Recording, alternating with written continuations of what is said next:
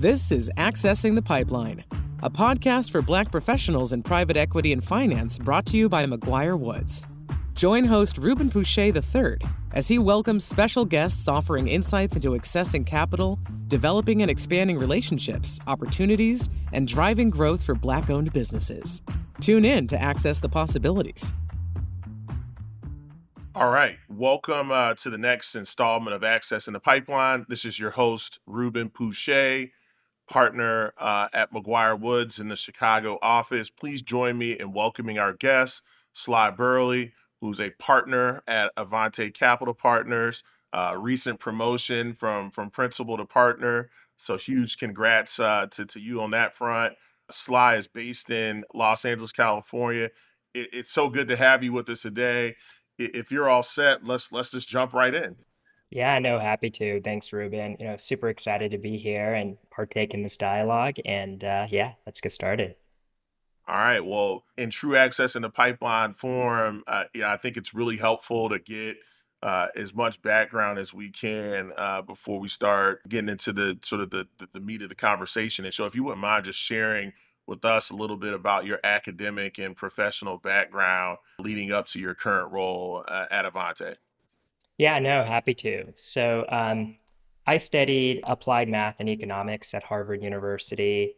And to be candid, when I was there, I wasn't 100% sure what I wanted to do, but I did know things that I liked. So I was really analytical. I enjoy kind of fast-paced, collaborative environments. And so a little bit of this was peer pressure, but kind of finding out about finance as a vertical where you could apply a lot of those analytical skills, but then also be able to drive value creation and kind of see it manifested in a tangible way. That was something that I was really drawn to. So, my first job out of undergraduate was investment banking, which is a well-trodden path, of course. I was in New York at JP Morgan in the natural resources group. So I specifically covered power and utility companies, providing advisory services, everything from capital raising, M&A, et cetera. I did that for a couple years and then transitioned to the buy side where I worked at both large cap as well as mid-market energy and infrastructure focused private equity firms. So the next job after JP Morgan was at a firm called Riverstone Holdings. And I was focused on making investments in the oil and gas space as well as the midstream vertical. From there, that was kind of a 2-year associate program. I then transitioned to a firm called Basalt Infrastructure Partners, where I had the chance to kind of expand the sector focus a little bit to also look at renewables. And so got my feet wet in that space. And then from there, worked at Bregal Energy, where I had the chance to kind of do both energy as well as infrastructure deals. But at that point, I had been about 8-9 years in the energy world as an investor. And it kind of dawned upon me that I wanted to not be a one-trick pony. I wanted to get some exposure to industry verticals outside of just energy and infrastructure. So that was part of the impetus for me at that stage of my career to look for new opportunities. And fortunately for me, I came across the Avante folks, and it was just a really good fit. And I can get more into that about some of the exciting kind of cultural aspects of our firm. But at that point in time, I was looking to kind of broaden the sector focus as well as get a little bit more experience investing across the capital stack. Most of my experience at that point had been private equity. So when I saw the opportunity to join a private credit platform that was sector agnostic, as well as kind of invest more down market than what I was used to, I kind of pounced on the opportunity. And for me, I'd always kind of abided by the principle of like, it's good sometimes in life to get comfortable with being uncomfortable. And so at that point in my life, having done kind of a 180, and I have the benefit of hindsight, it's been a really good transition. I basically moved to Los Angeles in 2019, joined Avante as a vice president, and then I've been with the firm for a little over 4.5 years and currently a partner. So that's a little bit about my life story.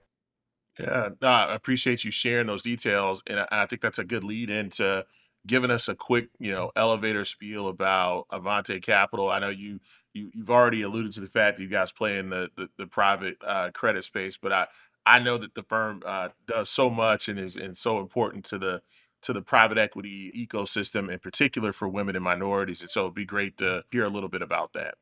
Yeah, no, happy to. So we are a woman and minority owned lower middle market private credit firm. So we primarily make debt and equity investments in lower middle market companies that span across different industries, be it healthcare, food and beverage, business services, etc. Our investments from a ticket size perspective range from 7 million on the low end up to 45 million on any single deal. And we're looking at companies that are between 3 and 20 million of EBITDA. We oftentimes partner with private equity firms to support their leverage buyouts of these companies, but we also partner with independent sponsors, entrepreneurs, management teams to also provide growth capital, acquisition capital, whatever it may be. It's pretty situation specific. So, we work with both traditional private equity firms as well as more non-traditional sponsor sources, be it family offices, independent sponsors, etc. And I would say, we're pretty credit focused. What I mean by that, we're very focused on finding companies that are obviously provide good downside protection. And we look at that through the lens of, does the company have a defensible moat, competitive advantage? Does it have diversification in its customer base and its vendor base in terms of the channels for go to market, and really looking for companies that have stable and strong margins. And so those are some of the kind of the attributes we'll look for in our investments. And you alluded to this already in the information you just gave us, but in a lot of ways, private credit and private equity are symbiotic. And I know you mentioned you just work with independent sponsors. You work with true PE buyout focused funds.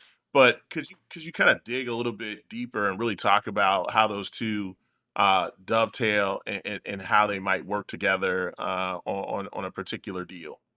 Yeah, no, happy to. And I think having done both private equity and private credit, I think somewhat uniquely positioned to provide some insights on that. The way I kind of think about it is that the two have a very symbiotic relationship. They really go hand in hand. Some of our best investments are ones where we work very closely, hand in hand, collaborating with the private equity firms to figure out ways to drive value creation post investment. And so, what we're often doing for private equity firms is we're supporting them in acquiring a business by providing debt. And we also provide minority equity, which creates really nice alignment with private equity firms because we're not just focused on downside protection. We're aligned with the private equity firm in terms of figuring out how do you drive growth at this business. And so by providing both debt and equity, it creates really nice alignment with the private equity firm. The other thing I would also bring up is, we had kind of a banking crisis earlier this year, and it's led to regional commercial banks pulling back a bit in the lower and middle market in terms of lending activity. So it's really created an opportunity for non-bank direct lenders such as an Avante to really kind of come in and fill that void, obviously provide capital for these transactions, but also really be a flexible, creative partner to private equity firms. Oftentimes, as we know, when you make an investment, it doesn't necessarily go up into the right immediately. In the lower middle market, particularly, you have a lot of founder owned businesses that have not yet been professionalized. And so, one of the ways we work really well with private equity firms is we provide a lot of flexibility as it relates to the value creation plan. So whereas banks may be a little tighter on cushions or maybe not give as much credit for things for various EBITDA adjustments or add backs, that's something where we can shine in particular by being that kind of flexible source of capital, thinking with a longer term lens, and really helping to kind of accommodate that J curve that you can often see at the beginning of an investment, right? Maybe the first 1 to 4 quarters, you're investing in SG&A, you're building out the corporate infrastructure. So to have a partner that is flexible and accommodating on that front is really critical. And so I think we work really well with private equity firms. We like that alignment, and we're really there to really just be another partner. Yeah, no, I appreciate that, and I think that for the less experienced investor, particularly some of the independent sponsors that are looking to do their first deal, what would you tell them about the way they ought to look at the deal and their ability to sort of leverage debt and equity to get the most value out of their target investment? Yeah, no, that's a really good question. I think number one is being very crystal clear on the value add that independent sponsor is providing to the transaction. And that could be a number of things, right? That could be sourcing or originating a below market multiple deal. So as an independent sponsor, you might have found a deal that could have gone for 7 or 8 times, but you were able to get it under LOI for 5 or 6 times as an example of one of the aspects of value add from the independent sponsor. So I think, number one is being super crystal clear on like your role in driving that value creation. Like, how are you going to add value post close? Like, what's your specific role? Being very clear about that, I think, really helps the other stakeholders, both on the debt and equity side. So that's number one. I think secondarily, right, is obviously in the investment thesis, really kind of stress testing the different facets of that investment thesis and showing that you're very thoughtful around that. Like what you want to see as a seasoned investor is someone who has the ability to, you know, um, really challenge inherent biases. And so when you go into a deal, you may think one thing, but then as you're kind of doing diligence, you really want to stress test, probe it, challenge it, make sure that that thesis or that assumption you're holding really stands up. So the more you can do that and validate that work, I think the more you're going to get both debt and equity stakeholders comfortable with that investment. And then thirdly, I think having just flexibility, right? Because and that's one of the things that is challenging, particularly for first time independent sponsors. Is one, it's a little bit of an uphill battle, right? Because you're always going to run up against, hey, do you have a track record? Have you done this before? And that's just something you're going to have to navigate. But I think it's important to be flexible in terms of structure, the types of groups you speak to, casting a bit of a wide net to really figure out, hey, how do I get that kind of first deal done is pretty imperative.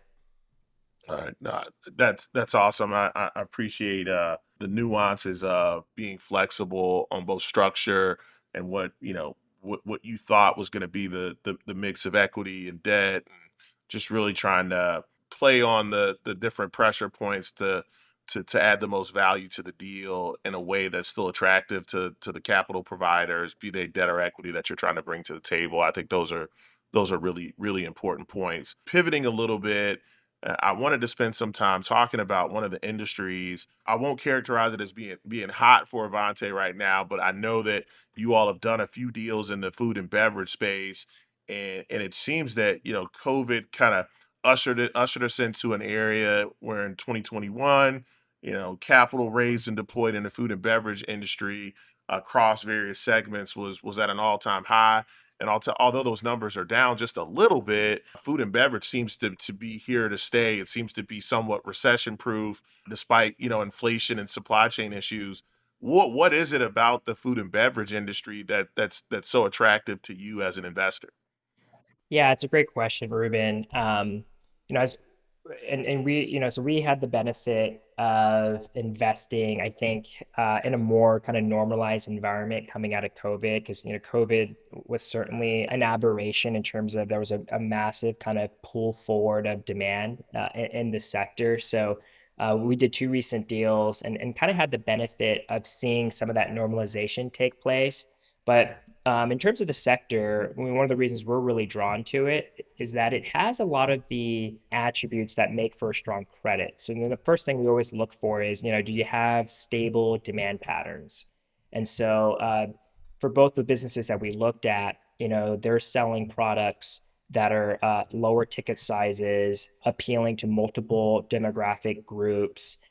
We really wanted to tease out, based on where we are in the cycle, is the demand side of the equation going to remain intact? And so that was kind of one of the first things we looked into, was just, hey, we're heading into an environment where the consumer may be a bit more pressured, whether it's slightly higher unemployment, you've got student loan payments coming back. So we're really trying to figure out, hey, will the consumer, even if they're challenged, will the demand pattern still be relatively stable against that backdrop? So that was kind of the number one thing we looked at. And that's one of the things we were drawn to, was this notion that we didn't feel like the consumers were going to trade down necessarily. Now, a family of four, during a recessionary environment, you may, instead of eating out twice a week at a steakhouse, you may decide, hey, I'm going to eat out maybe none or one time a week, and we're going to cook at home. So we like that aspect of like you're protected in a recessionary environment where folks are probably more inclined to purchase some of the products for both these companies at home. That was kind of a nice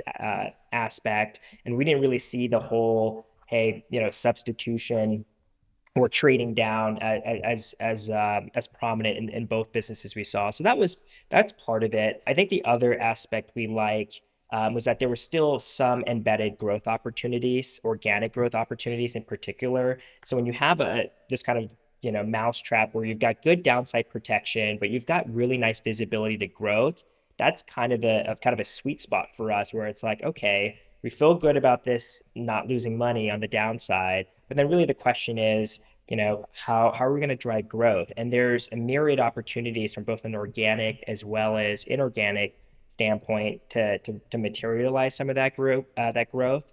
For example, in one of the two businesses, one of the key value creation initiatives is to expand the channels that the company sells into.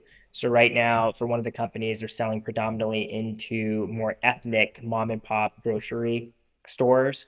Part of the growth thesis is let's get you into more mainstream channels, be it club, like a Costco or a Sam's Club, or get you into more mainstream retailers such like a Kroger's or Albertsons. So, part of the thesis there was, look, we could really expand the addressable market, really drive organic growth by getting you into more channels. So we really like that. The other aspect of it too is from an operational execution perspective, there's some interesting things you can do to drive margin enhancement. As you're thinking about facilities and manufacturing facilities, one of the constant things you're thinking through is one, capacity, making sure that, hey, you have enough capacity to meet your growth plan. And then also being thoughtful around that volume production. Are there ways to incorporate automation where you can, produce more units more effectively, more cost effectively? It also helps with things like labor. Maybe you don't need as many folks because, as for some of these businesses, labor retention is a constant challenge. It's kind of inherent to the space. And so to the extent you can incorporate automation, those are ways that you can drive some embedded growth. So, obviously I can speak at length on some of the various initiatives, but that's a flavor of kind of how we're thinking about, the investments in that space. Yeah, and I know we mentioned earlier you guys have done some recent deals in the space. I mean, are you able to talk, briefly about, in high level, of course, about two of the deals that you recently closed in the food and beverage industry? Yeah, no, happy to. And I think it's nice in that we've kind of got a slightly different deal profile in both. So one was an independent sponsor transaction. And so we're super excited. It's an independent sponsor we've known, a diverse independent sponsor that we've known for quite some time. And, he's a specialist. His firm is a specialist in kind of the food and beverage space. So we really liked kind of the track record, the demonstrated experience in the sector. And the opportunity was around a regional sausage manufacturer that has both branded as well as private label products. It's predominantly smoked or cooked sausage, and the opportunity we were coming in to kind of support an add-on opportunity to really help this regional platform become kind of super regional and potentially national in its footprint. And we were brought in. We had the opportunity to, it's just lenders kind of in the capital structure. So we had the ability to have a lot more governance than we typically would. We have a board seat. We had saw some pretty decent economics for the opportunity and the ability to really put a lot more equity dollars to work, which was super attractive for us. And so there, company's really stable. It's up critical mass. It's, call it north of between 10 and 20 million of EBITDA, so kind of the right size for us as well. And, we're pretty excited that, hey, stable on the downside, but a multiplicity of value creation initiatives to kind of drive growth going forward. So that's one of the deals. The other deal is also a food manufacturer. It's kind of frozen Asian food. And this is the business that today predominantly sells to kind of Asian mom and pop grocery retail stores. It's been super, super stable. And why we're excited about that deal is, we see a real potential for it to diversify its channel mix, get into more mainstream channels. We're also at that, there's going to be a kind of a facility build out that's going to have a lot of kind of automation. And so again, kind of going back to what I was saying earlier, we see some nice opportunities for organic growth just via increased capacity. So yeah, both opportunities. I think when we went into it, we really focused one recessionary environment. How are consumer behavior going to change, if at all, and felt really good that in both instances you had a pretty nice kind of baseline, and then of course looking forward on the growth side of things. What's really that plan to get new customers, wallet share expansion with existing customers, and continue to kind of broaden the footprint overall. Nice. That's good to hear. The food and beverage industry one is slightly recession proof, and it's like, you could go out to eat, or you can pivot to going to a grocery store and buying products off the shelf or fresh produce or what have you.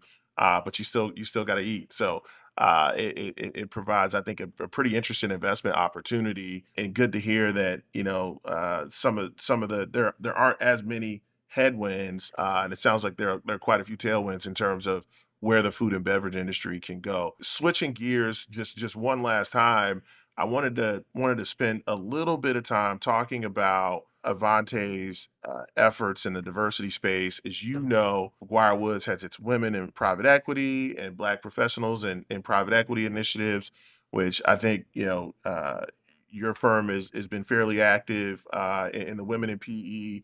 You and others have been really active in tapping into the events and thought leadership of the Black professionals in private equity initiatives. And so I wanted to understand that in addition to, maximizing returns across multiple industries, for investors, what's Avante Capital's, sort of task on finding and mentoring the next generation of diverse managers and investors? What role are they playing in that work in the ecosystem? Yeah, it's a great question, Ruben, and something I, on a personal level, really resonate with, and obviously one of the key reasons that I feel very blessed and fortunate to be at Avante, where we really do harness the power of diversity, equity, and inclusion as a competitive advantage. I like to often say, we walk the walk, and not just having the talk around, how do we expand access to underserved, underrepresented groups. So at Avante, I would say the first and foremost, I mean, our team is diverse. So it kind of starts there. So we have over 85% of our employees are either a woman or a minority, and we kind of hail from all walks of life. And I think that diversity of experiences is a key reason we have really good returns, because I think we have a culture where we encourage people to speak their minds. We encourage folks not to have groupthink, and we very much love to hear different perspectives. So it kind of starts there. And then I think the way we kind of thought about it, is to whom much is given, much is required. At Avante, we've been fortunate and have been raising 3 institutional funds, managing roughly $1 billion of capital. We have a responsibility to expand access, both within our firm, but is also expanding access more broadly in the industry to these underrepresented groups. So, I would say from the start have been tried to be leaders in doing so. So, for example, in 2020, we launched the SBIC industry's first diversity internship. And it started with, I want to say, 9 interns, 6 participating SBICs, really successful. Now we're in our 4th year where we have 30 firms participating, 40 diverse interns. And that's been an awesome initiative. First time college students having the chance to secure really highly coveted finance internships, really being the first ones perhaps in their family to be able to work in the industry. We've been able to kind of facilitate and support those opportunities. So one, I think we think about the funnel into the industry, you want to tackle it kind of earlier on, making sure you're at the top of the funnel in terms of getting, women and minorities into the industry is as robust as possible. So that's an example of one of the initiatives.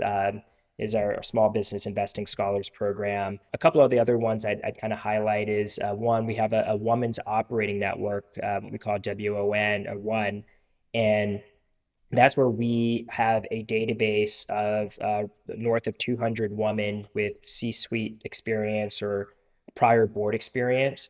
And what we try to do is find ways for them to participate on private equity boards. We want to see more diversity at the board level. And that's an initiative we launched last year and have actually already helped private equity firms actually place some of these female candidates on their actual boards. And so that's another example of an initiative we started to expand access to more groups. So yeah, it's part of our DNA. We love it, and like I say, the North Star certainly is finding good investment opportunities. But I think what we do on the diversity side really feeds into that from an origination standpoint, execution, as well as kind of post-close value creation. We always try to figure out how can we harness the power of DE&I to drive value in those respective stages. Thanks for sharing a little bit about those the most recent deals that you guys have done in the food and beverage space. I think it'd be helpful for those listening in to get a little bit of a flavor of the regulatory overlay that you encounter with respect to those two deals. Could you share a bit about some of the some of the sort of pressure points when diligencing these deals and trying to get them across the finish line? Yeah, no, happy to, Ruben. So and there certainly is regulation, as you would imagine.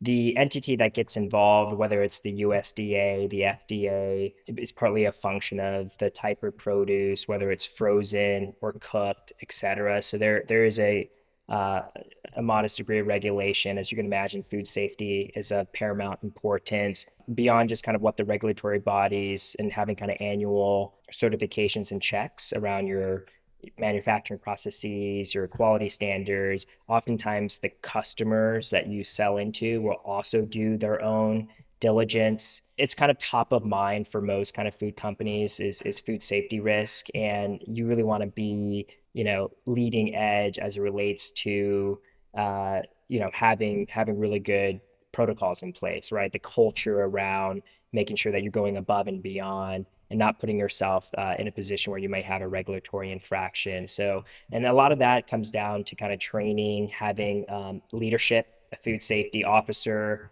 and really kind of driving the whole team, kind of your rank and file, as well as your supervisors to all be aligned on adhering to those different protocols that you have in place. Awesome. Thanks for sharing a little bit about some of the regulatory concerns when manufacturing or selling food products. We've come to the end of the podcast, and as you may know from watching previous episodes, I always like to end these with getting a little bit more personal touch in terms of the questions that I ask. And so if you'll bear with me for a few minutes, I've got a couple of quick rapid fire questions. Feel free to be as candid in your answers as you can. Let me know when you're ready, and we'll kick it off. Yeah, no, let's go fire away. All right. So question number one: recommend one book that's been transformational in your career. It's a great question. One of the books I would say is How to Measure Your Life, which is written by Clay Christensen, who's a HBS professor. And this book definitely spoke to me because I think so. One of the key takeaways from the book is, high achieving individuals, we tend to kind of overinvest or over index to our careers while under investing in relationships, and that definitely spoke to me. I remember earlier on in my career, I had a bit of a Spartan view on work. I was kind of like work above all else, right? Career success, those are types of things that we kind of embrace as high achieving individuals, and sometimes some of the other things get a little bit de-emphasized, and it's really important that you don't do that, right? That you do have to invest in those relationships. They require constant cultivation. And even, for example, let's say the state of your relationship with your family and close friends is in a really good spot. You may be led to think, hey, I can put that on the back burner and not continually invest in them. And that would actually be a mistake, right? So you want to make sure that you just have to constantly invest in relationships. And that was one of the takeaways from that book. It's like, as you think about, hey, how to measure success in your life, it's not, going to be careful to over-index to the career side of the equation. That's awesome.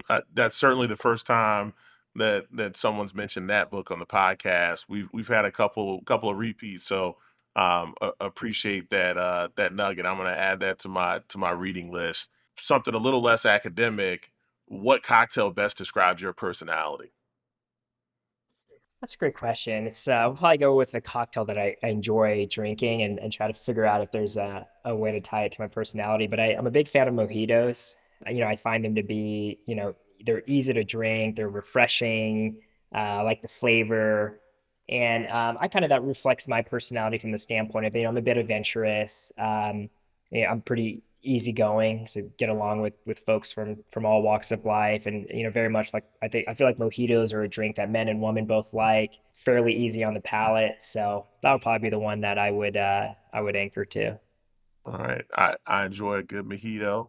They're they sound simple, or you would think they'd be simple to make on its face, but as you and I both know, not all bartenders are created equal, and so sometimes they don't get it right. If you could have dinner with one person, dead or alive, who would it be and why? Oh man, there's that's a great question too. Man, there's no shortage of folks that I would want to have dinner with, dead or alive. But I probably would say the former President Obama. And for me, just the fact that he has been able to remain so optimistic, and I just want to pick his brain around his ability to stay positive, to really be about his selfless endeavors. He went through a lot. I think was a subject of a lot of trials and tribulations throughout his life, but the fact that he's maintained a very positive, constructive outlook on life is just something I want to learn more about. And I think quite candidly, he's a pretty charismatic, funny guy as well. So I think the dinner would be enjoyable. But just he'd probably be near the top of the list. Yeah, high on my list too. Hard not to live in Chicago and drive past the future site of his presidential library and not think about the opportunity to at least run into him, let alone to be able to sit down and have a nice steak dinner and pick his brain about his outlook on life and all the things he's accomplished and what he's sort of what the table stakes have been for him in terms of maintaining the level of integrity and high character that we've seen him just put on display for multiple decades. It's really cool to also appreciate his optimism, but also to appreciate his relevance. 2 terms out of office, and he still, I think, what he has to say remains relevant to a lot of people. So, last question, and you can't cheat and use the nugget of wisdom you shared from the book that you read, which I thought was salient advice. But single best piece of advice you've received from a mentor, personally or professionally. It's another good one. I would say, the notion around, comparison is the thief of joy. So embrace gratitude.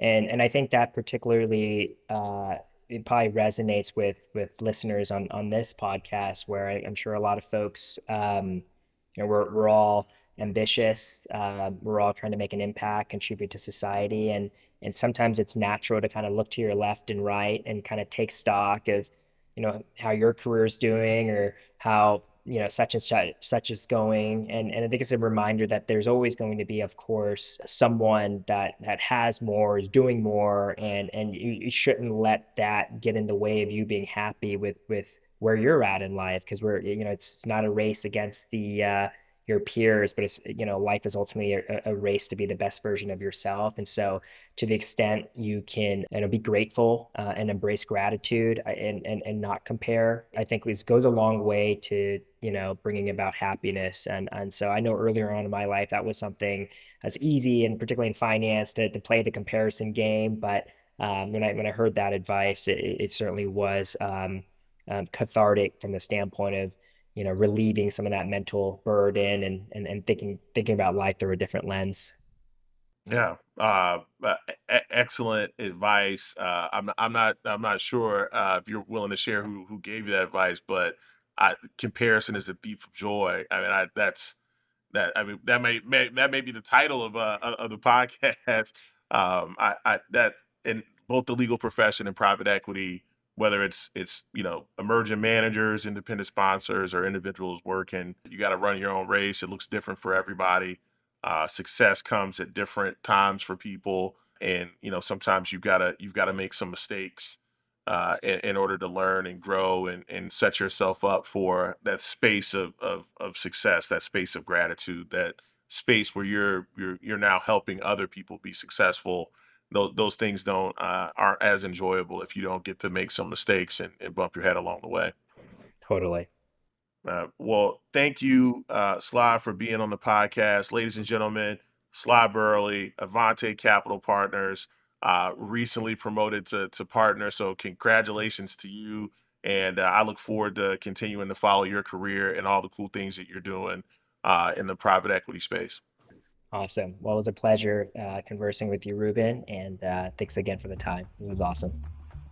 Awesome. Thank you for joining us on this episode of Accessing the Pipeline. To learn more about today's discussion, please email host Rubin Pusha III at rpusha@mcguirewoods.com. We look forward to hearing from you. This series was recorded and is being made available by McGuireWoods for informational purposes only. By accessing this series, you acknowledge that McGuireWoods makes no warranty, guarantee, or representation as to the accuracy or sufficiency of the information featured in this installment. The views, information, or opinions expressed are solely those of the individuals involved and do not necessarily reflect those of McGuireWoods. This series should not be used as a substitute for competent legal advice from a licensed professional attorney in your state and should not be construed as an offer to make or consider any investment or course of action.